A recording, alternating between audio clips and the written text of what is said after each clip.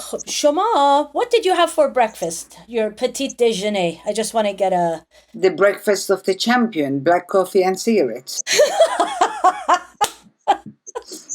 Black coffee, cigarettes. How many coffees today? 5? No. I three. 3. Yes, I 3. don't drink more than three coffee. Punk is not dead. That's what I associate with you. Punk is not dead. You embody that for me. I just want you to know that. Okay. Thank you. Marjane Satrapi, salam, bonjour, durud, Durud. ciao, guten Abend. Guten Abend. I don't know how to say it in Swedish, but you speak all those languages, which I recently found out, which blows my mind. No, it's not like that I'm this intelligent or anything. It's life that made it this way. I mean, I grew up in Austria, so I mean, if you grow up somewhere, even if I was in the first school, of course, obviously, I would learn some German, and then I married a Swedish guy, and then you just learn languages. What language are you most comfortable in? Well, French and Persian, of course. Yeah, English fine. German, it always takes me like about 2 weeks, to start reading. To get back into it? Exactly. And then the other languages, I speak them, yeah. I heard you speak for the first time in person in Oslo at a side conference at the Nobel Peace Prize ceremony. In person, I mean, not. And you were how do I say this? You didn't really.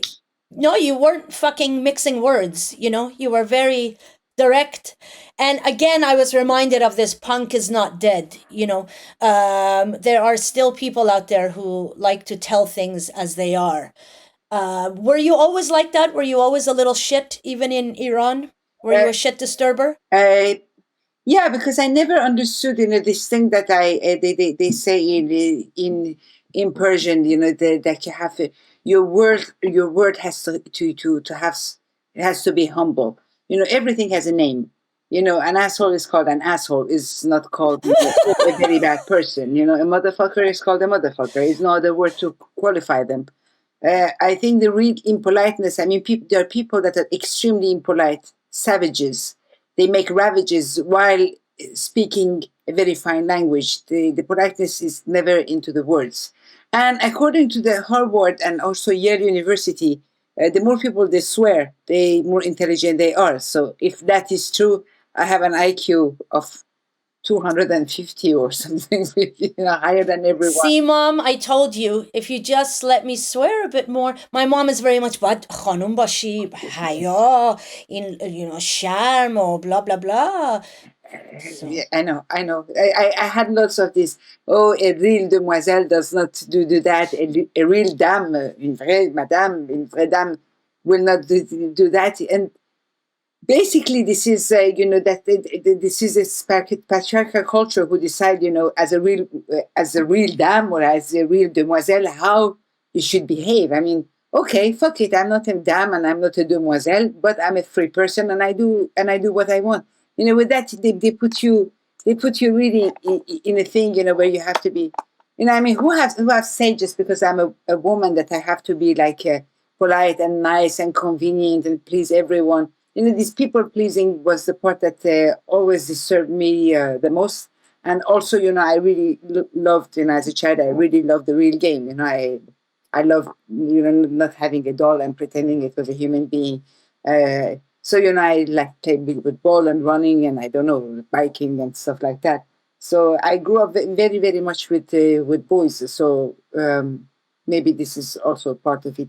But I never liked this idea that, I have to be a very fine person. I mean, being a fine person is having a good heart and actually never doing anything bad to people, not destroying nobody's life, not hurting people's feelings.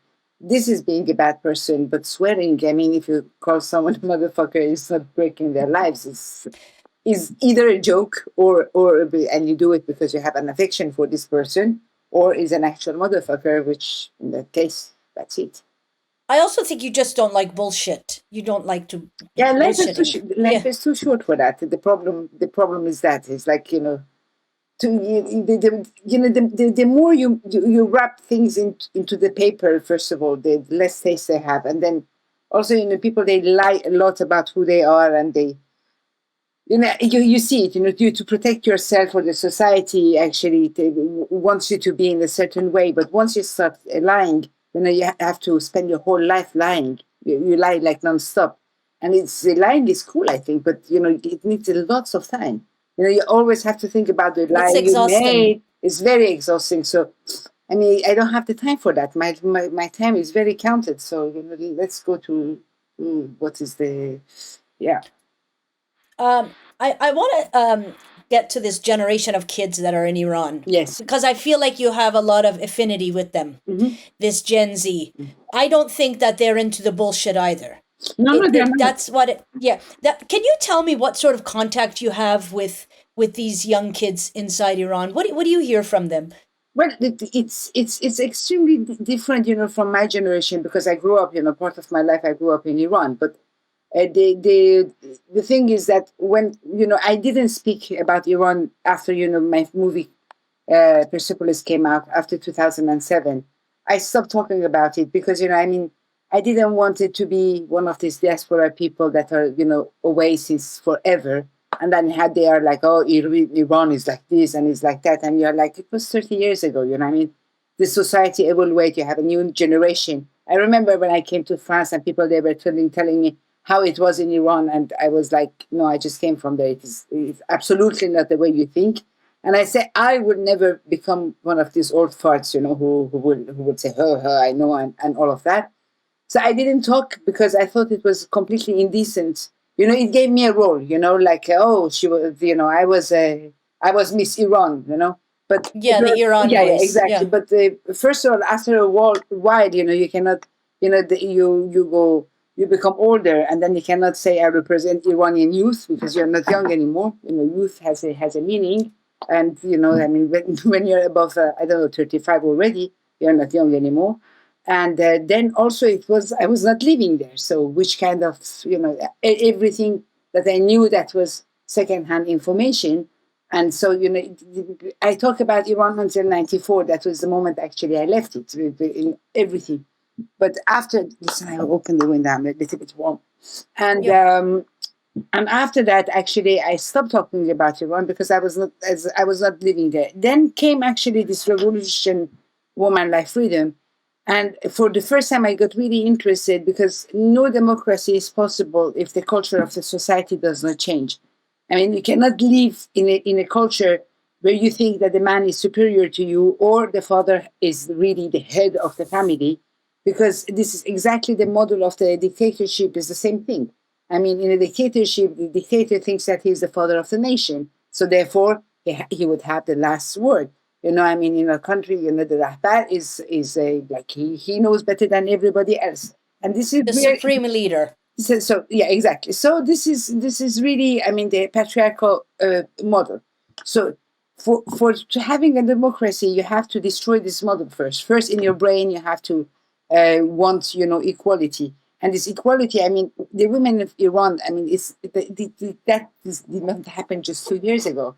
I mean, from the time of Oratul Ain 180 years ago, when she took off her scarf and she was this poetess, and a man wanted to struggle himself just because she showed her, and eventually they killed her because Just going to stop you there. For listeners who don't know, Ghorat Ain was a revered poet, a woman who, in the mid 1800s in Iran, had the audacity to give a speech. While she was giving a speech, she took off her veil, exactly. and for that, she was thrown down a well, and the well was covered with rocks. She was killed for that act.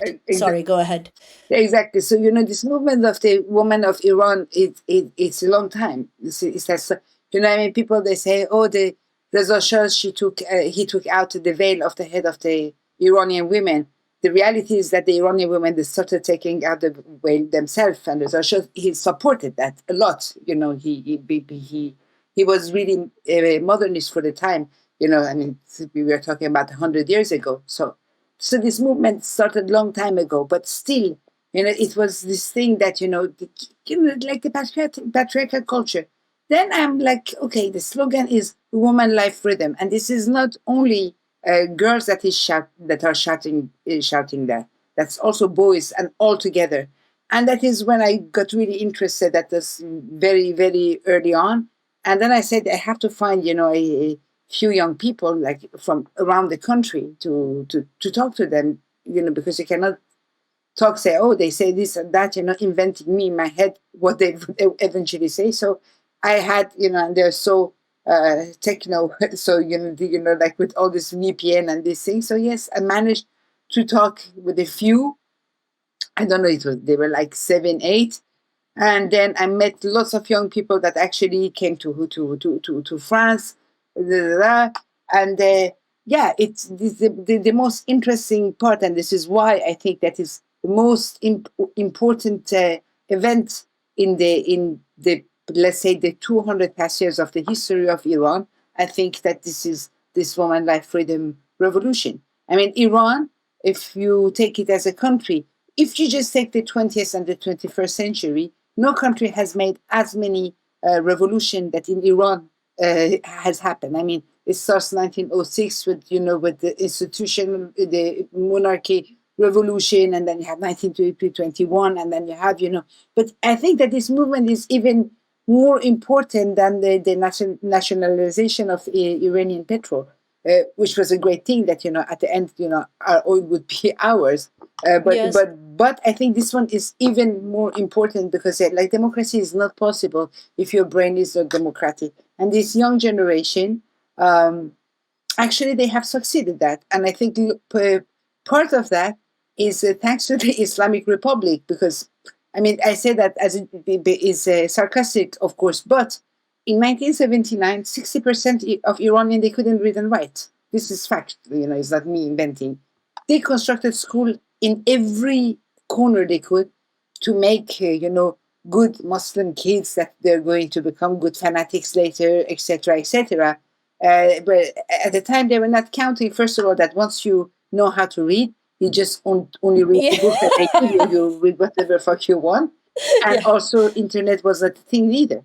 So these kids, and it was also lots of people, like traditional people, that would not let their daughter go to the university because that was, the place that, all the bad things would happen. All bad things happen there. Yeah, Yeah. it was completely. Actually, the fact that women that were veiled gave them the permission also to go to the university. But once you go to the university and you're more educated than your father, than your brother, than your cousin, than your own husband, then you cannot take the same shit. Then maybe your generation does not pay off, but then you don't raise your daughter the same way as you have been raised up because you have Yes. had this education. So all these things actually make that I believe in this in that, and I think that it's a matter of time. And people they're like, oh, why nothing has happened?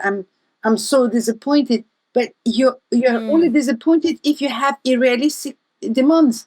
If you think that something that has been installed for 45 years with this brutality, taking all the money, all the wealth, and everything of this country, and they love the power, it will just go in 2 years just like that.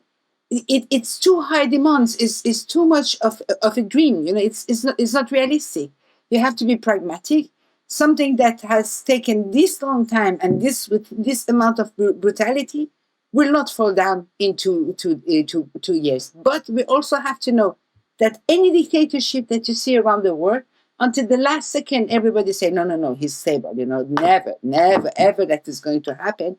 And then they fall down, and everybody's like, how did they stay there for such How a did long that time? happen? How did Yeah. it happen? Well, because this is the way. It's a moment it falls down. So when it's going to be, I don't know, but I know that this revolution, I will not call that a movement. A revolution is a deep change that goes towards modernity. So we are going towards modernity, and it's a real change of the society. But I believe in this one much more than any other revolution because it's cultural, and culture takes a long, long time to change. You Long need time. one, Yeah. 2 generation to make a real cultural change. So this is what makes me very And hopeful. I always remind people too when they get sort of down about this. I say, it took Khomeini more than 15 years to do what he wanted. He started in 63, completed in 79. Yeah. Like, it took a while. So And in the 2 years, 2 years is nothing. 2 years is nothing, and in the meantime, when people they say, "Oh, everybody followed him. You were all coward." I mean, people they forgot what Khomeini talked about. I mean, in Paris, he never talked about Vilayat Fari. In Paris, he No, always not talked one about word. democracy. Oh, I'm going to take the power and I will give it back to people. I mean, he fooled everyone. He fooled every person, even the people that were working closely with him. I mean, he did not come with a promise that I'm going to put veil on you and then I'm going to fuck you and then I'm going to kill you, and that was not the promises he made. So he fooled everyone. This is facts. Yeah. I want to come to this. I think is in print again. It was sold out when I tried to get it, but I managed to get my hands on one finally. It's amazing, this book. You brought together some of my favorite. This is your section here. Yes. Some of my favorite graphic artists, cartoonists. When did you start to think of this? Where did the idea come from? How soon? But actually, the idea did not come from me. Okay. The publisher of Iconoclast, who unfortunately left us before the book was out, Sophie. Oh no. So yeah, Sophie de Sivry, she was my friend, and she was like, I'm so sick of being like, oh, I'm like so offense and this and that. I want to do something, and I was like, what can we do? And she said, I mean, this movement, this revolution is so important that you have to have a trace of that. So together we thought that the best would be actually to gather a book with like different stories. It's not a historical book, really. I mean, as like Persepolis is not a historical book. We have about, I don't know, 18, I think, people, cartoonists that participated from these 18. Only 4 or 5 of them are Iranian. That was this message to the Iranian people that, I draw something for them is normal. I mean, that's my job. This is my country. But that, somebody else, maybe Sondheim or Catel, who works for them, knowing that, I mean, people outside, they think about them, that actually their movement is being heard, that people, they're actually paying attention, that is important for them. For me, it was very, very important that, first of all, the cartoonists would be, like, it is like the international brigade for the Spanish War, but in a much smaller scale. Yes.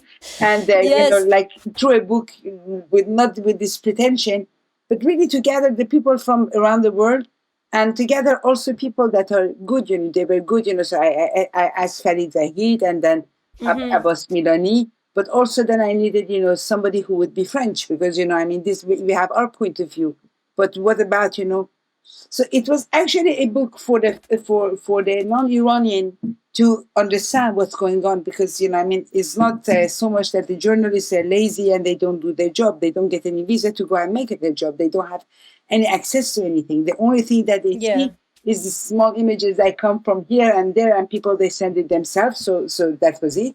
Is to make understand people why is it this huge and what is actually happening.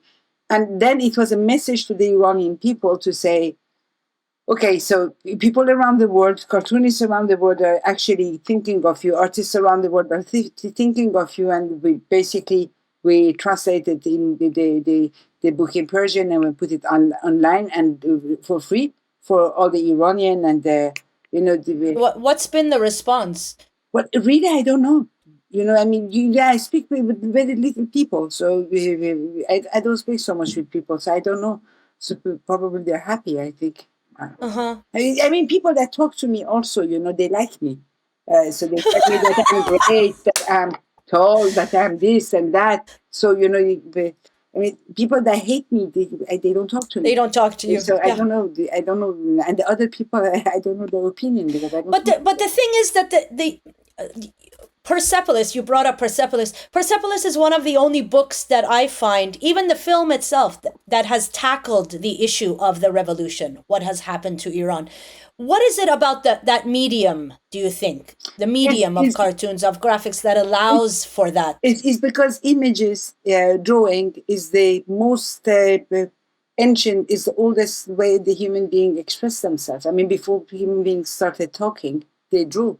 You go to the Cours de Lascaux, you see 25 years ago, for 25,000 years ago, human beings, they were drawing.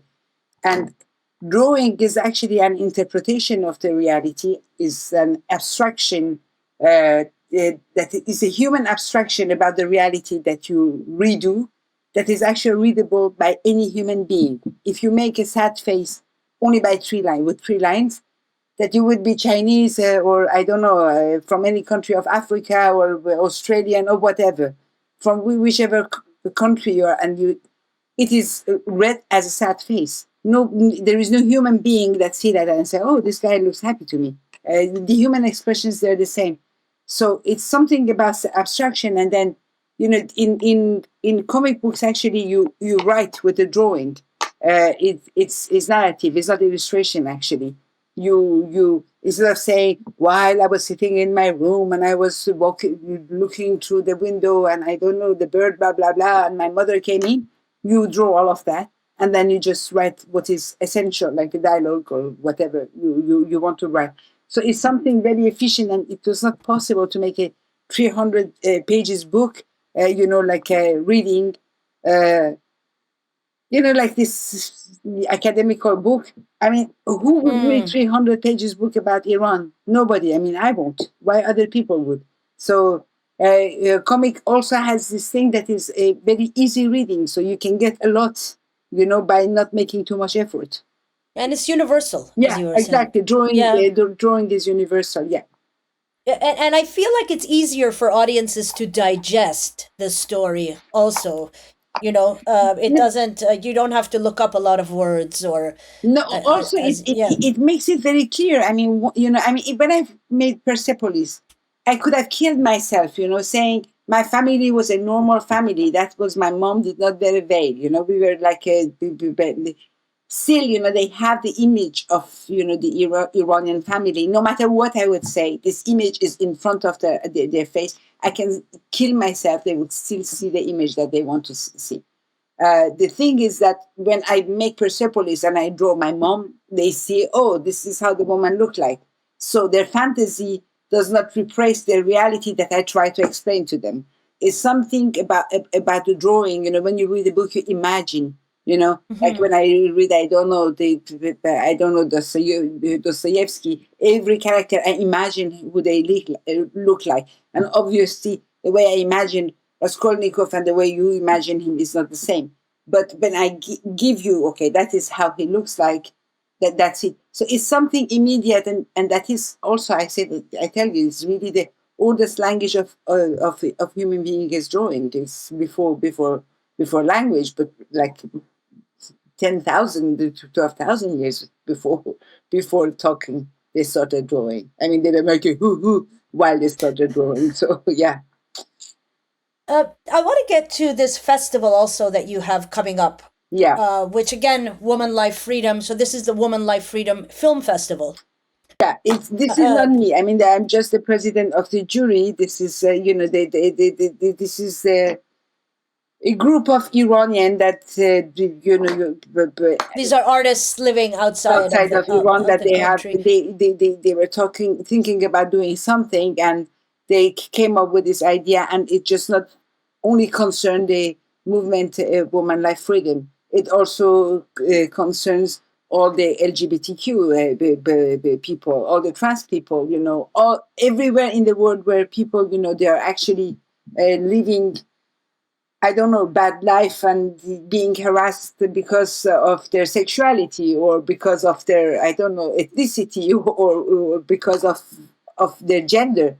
So, they received about, I don't know, 2,500 films coming from all around the world. So it was like 250 sent by Iran, but we had just the same amount of number coming from India and the same amount of number coming from America. But so this is a fascinating. Again, it's a universal theme.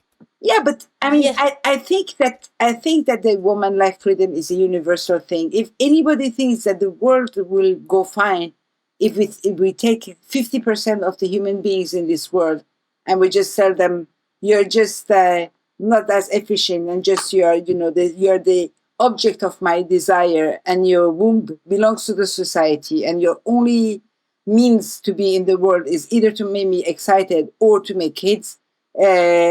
Then the world will not go very far. I mean, this is it.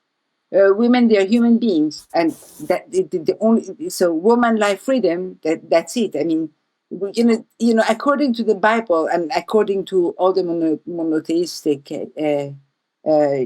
religions, the woman comes out of the rib of a man. This is what they tell you. But what we know biologically is that the man comes out of a woman's pussy. This is what is happening.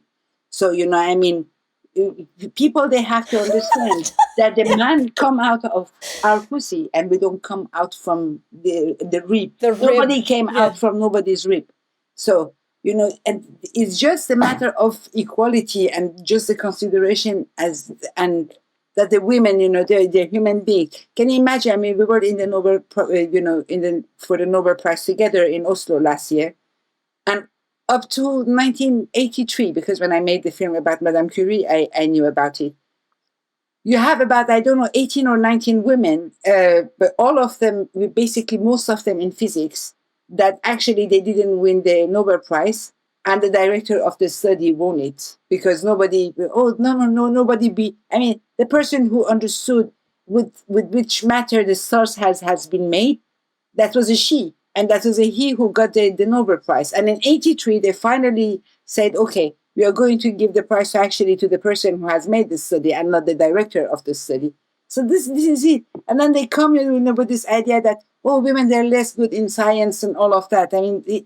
I mean, when I was in Iran, we were the best in maths. I mean, the first medal Fields medal, yeah. Maryam Mirzakhani. Yes, exactly. Yes. The first one is was an Iranian woman. Iranian women, they're great in maths, and and then they say, no, you're so sensitive. You cannot. Your brain is not made for logic. Fuck you. It's like.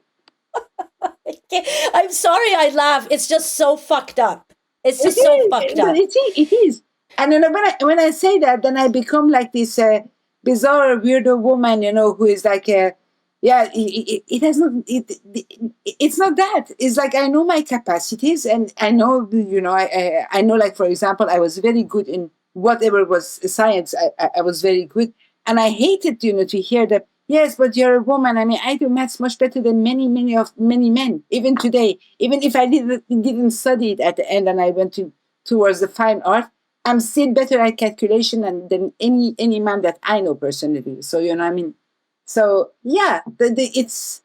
Do you think it's fear? What do you think what is this insistence on viewing women as lesser than? Is it fear? Is it ignorance? What do you think it is? Like, why do the mullahs hate women so much? Well, of course it's, well, I think they're sexually frustrated. I mean, all the religious people, I mean, the whole idea of religion is to make people sexually frustrated, because then when you're sexually frustrated, then you have to think, it's going to be a paradise in which I'm going to fuck around like crazy, these 72 virgins and this, all the nuns, they're keeping, themselves tight because they're going to go and fuck with Jesus. So is this promised sexuality?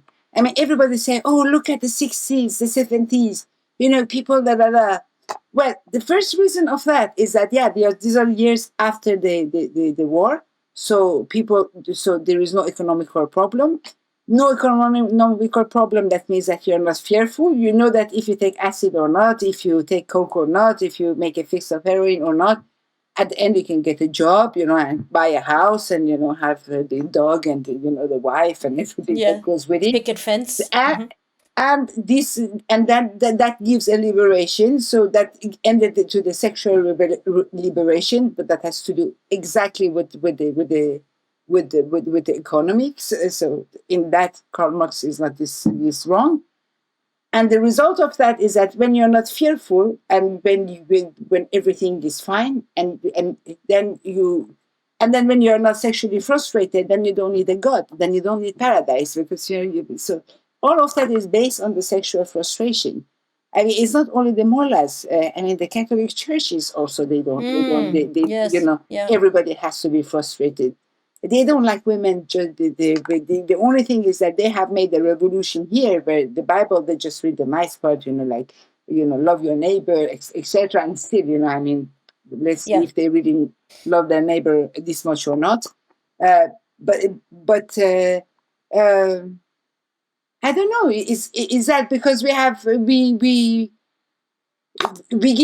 give birth to children, and then I don't know, they're too attracted by us.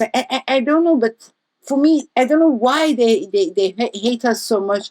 But you hate something that you want to be yourself, or you hate something that is menacing for you. If we were this useless and we would not be menacing, why would they put all this chemical product in the school of the small girls in Iran? Because they know that they're girls that are going to be revolutionaries. And I don't know how long you have lived in Iran, but I mean, yes, we never had our rights, but I mean, Iranian woman is a fighter. You learn from the day that you're born that my mother always told me, they will never give you your rights. Each rights that you have to fight for it. You will take them one after, but you have to go and take your rights one after other. Nobody is going to say, oh, here is your rights. I mean, and this is why, I mean, you see these 30 past years, everybody who has made something and who has done something a little bit, I don't know, incredible outside of Iran, we're all women. I mean, the Nobel Prize is women, the Fields Medal of Mathematics is woman. I'm like in France, I'm the best sold author outside of France in French language is me, and I'm an Iranian woman. I mean, I think they repeated this so many times that you are just a woman, that we had to prove. Okay, so I'm a woman, and I will show you what I'm capable of. Where all the Dudul Tala, they didn't have to. Dudul Tala, Doodle talo means golden dick, for yeah, those who don't yeah, know. In Italian, cazzo d'oro. il cazzo d'oro, exactly. The cazzo d'oro, they're born with this idea that, oh, you are the cazzo d'oro. So it's enough. It's sufficient that you're a boy. That is enough. We had to prove. Yes. So it's not so much that, like I'm a big fighter. Is just, I'm sure that, if we were in the society where the men were in the situation that we would be, I would defend the men. I mean, I find it just unreal that anybody would face any kind of harassment, of any kind of bad behavior, because of their gender, because of their sexual orientation, because of their ethnicity, because of their color.